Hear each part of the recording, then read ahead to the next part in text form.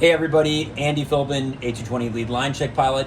Phil asked me to make a little bit of a recurrent training for our line check pilots and to give some tips and tricks for instructing some of the hardest topics that are out there. Today I'm in the sim because it's easiest to do this stuff in the simulator, and I'm covering VNAV. One of the best things we can use for a teaching tool is the secondary flight plan. You know, if you find yourself doing the whole, this is the string and this is how VNAV works, that might be too much for our students. We don't really need to get into the nuts and bolts minutia of how every little detail of it works. Do they know how to actually manipulate the box to make the airplane do what they want to do? So today, I've got in the secondary flight plan one of my primary examples that I like to use, and I just start out asking questions. These guys should have a baseline knowledge of VNAV already, so when they get in the airplane, I'll just ask this question and say, what do you do to plan this descent today? Let's say we're working a flight from LaGuardia to Dallas, which is what the box is set up for right now, and what would you do to plan for that descent? So now, you can see the setup that I have. So in the secondary flight plan, I have the Victory 2 arrival. Doesn't matter the transition, I've picked Belfer, and then we have the approach as the RNAV runway 17 center. Now the first thing that I want to hear them say is, well, maybe I'm going to evaluate the winds and see if I need to back off the VPA. And I'll ask them, well, where are you going to look at the winds? I'm okay with silence. If they need to poke around and figure it out, I'm hoping that they go here. Now these winds are obviously fake. I made this up. There's no way you're really going to have a ripping tailwind into Dallas coming from LaGuardia, but we have a ripping tailwind going into Dallas from LaGuardia. So hopefully I hear that they might want to back off the VPA. And I ask them then, where do you do that? And allow them to poke around. You don't need to point it out right away. Don't jump all over them. Let them make the mistake. Hopefully the next thing they say is they're going to do a paper to glass review, look at the chart, vice what we have in the route legs page, and look at the speeds and altitudes on this arrival and approach. So as we scroll through this, I have an amber altitude of FAY up at 5,000 feet. I love to ask them the why. We hope that they scroll down and notice that there is a blocker beyond the discontinuity at Bosse.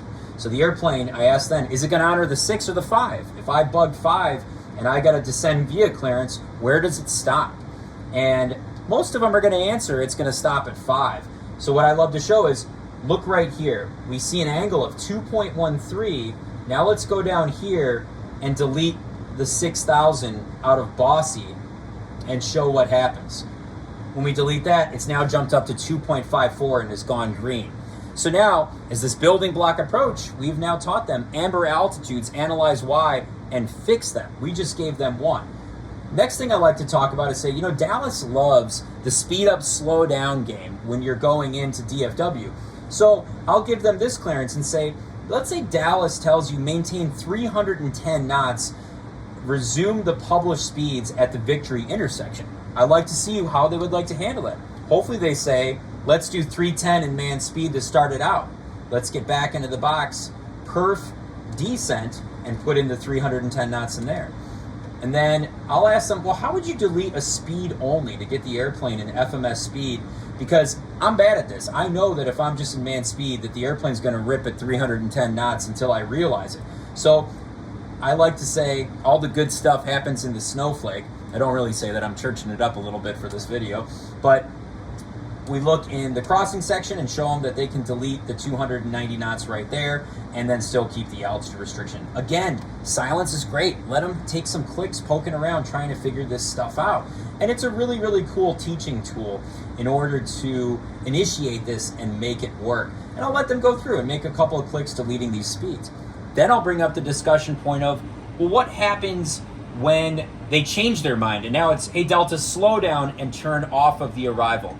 I don't expect them to do what I expect you guys to be able to do. I expect our line check pilots to be able to say, all right, when we're turning off of the star, we're now going to see VFPA armed as we keep this turn going, and VPATH is eventually going to turn off. The first thing that'll probably trigger it is going to be no VPATH TKE for track angle error when we cut through 75 degrees off course. And then we read our cross track error at the top of the route legs page, or you can get it in the info box when you click on the airplane on the map. But once we get 10 miles or greater, we're going to see no VPATH XTK cross-track added to that stack. And that is going to lead to FPA being here and not not going to have the airplane in VPAC. I had to ask, does that make an FD mode change caution message occur? And the answer is no. We need to see a violent change occur, like if you hit transfer and you swapped over to the opposite channel, you're going to see an FD mode change. If you give a direct that makes a full-scale shift in the VPATH, you're going to see an FD mode change. And I love to point out too, don't just blow that checklist off. If you don't know the why behind why an FD mode change occurred, it might be because of a DMC failure. And I have a picture that I like to show them that a captain shared with me when one happened to him. And it actually shows this laundry list of messages that occurred, and buried in it was DMC 2A failed. And they didn't follow the checklist, which led them down to the flight director auto throttle alternate push button, which swaps the DMCs, it swaps the brain box. And then the second move is to go up to the transfer switch, which swaps channels A to B, B to A. And that would have rectified the problem. But it's an interesting thing to point out and a great discussion point while we're working through all of this. Obviously, we're not going to be able to see very much when we're way far out in cruise by looking at the Direct 2 dialog box, but I love then to point out, well, when I'm looking at this Direct 2 box, it's not the secondary flight plan that I'm looking at, really. It's going to be the active flight plan is what we'll see here. But I like to show, hey, this is a great spot for us to look and see, well, what FPA would match to make the crossing restriction work? So I'm not diving down too much, or I'm not diving down too little in order to make the crossing restriction when I eventually get a Direct 2. The other thing I like to ask is, when we're descending in VFPA, is the airplane going to honor magenta FPTAs that we would have on our PFD? Of course, the answer is yes. It is going to level off and not disregard those unless we have already flown a beam them and they have passed us in the flight plan.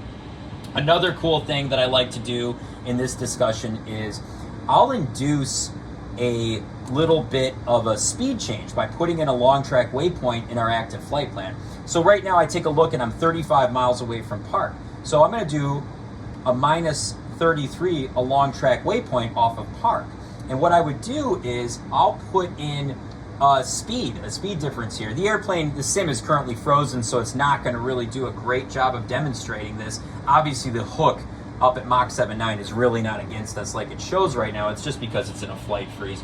But I would back off by 5 knots or so of whatever we're doing. So let's do 262 speed in here, and I like to execute it. Now, what this demonstrates is, as the airplane flies past that speed restriction, that 262 knot speed restriction, and it becomes a from point, how do you get rid of it? How do you get the airplane back to selected cruise? And this is a really cool discussion point. When we go into the perf boxes here, let's look at perf cruise. Right now we see the airplane's flying at 267 knots, which is what it's gonna do because that's right at the hook right now, waypoint limit.